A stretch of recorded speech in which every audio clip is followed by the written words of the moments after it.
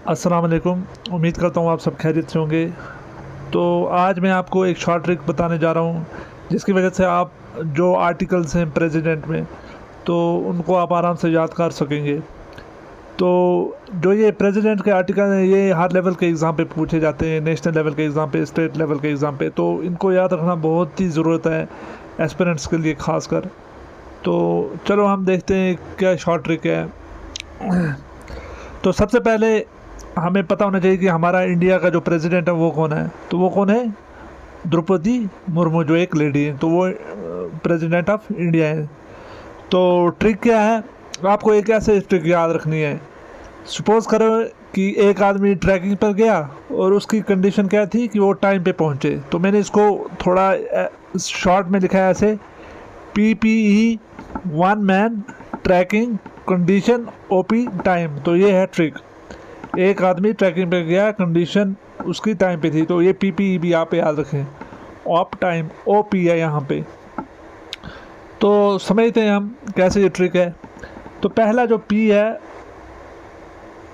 वो है president of India. President of, पहला जो P है वो प्रेसिडेंट ऑफ इंडिया। ये कौन सा आर्टिकल में आता है? आर्टिकल 52 में, आर्टिकल 52 से। दूसरा P है जो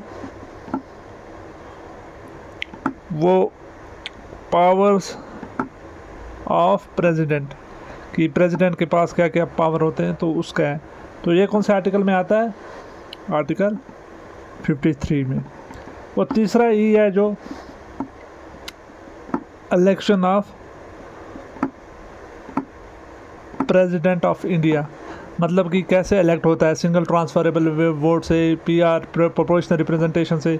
तो ये आर्टिकल 54 में आता है।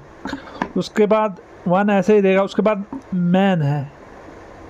मैन मतलब मैनर्स ऑफ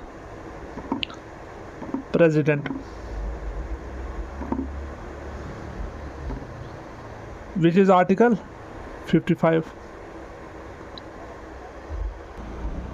अब जो यहाँ पे ट्रैकिंग है, मतलब ट्रैक है, इस पे TR और EQ, मतलब इसमें दो आर्टिकल्स कवर होते हैं। तो TR किस पे क्या स्टैंड करता है?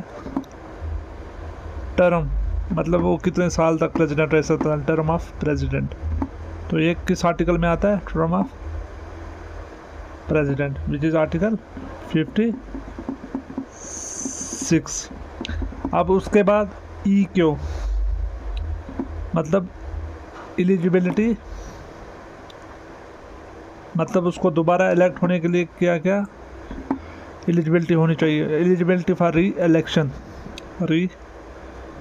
Election, which is article 57। अब कंडीशन पे आते हैं। कंडीशन विच इज़ इस मतलब कंडीशन ऑफ प्रेसिडेंट ऑफिस, इसकी कंडीशन क्या क्या होनी चाहिए? कंडीशन ऑफ प्रेसिडेंट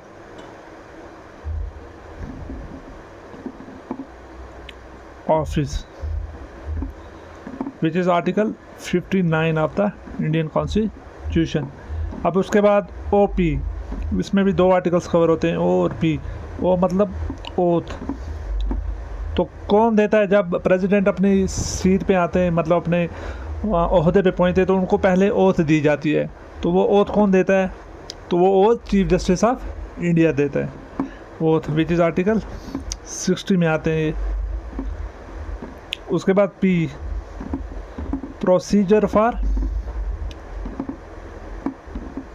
इम्पीचमेंट, मतलब प्रेसिडेंट को कैसे निकाला जाए, इम्पीचमेंट, विच इज़ आर्टिकल 61।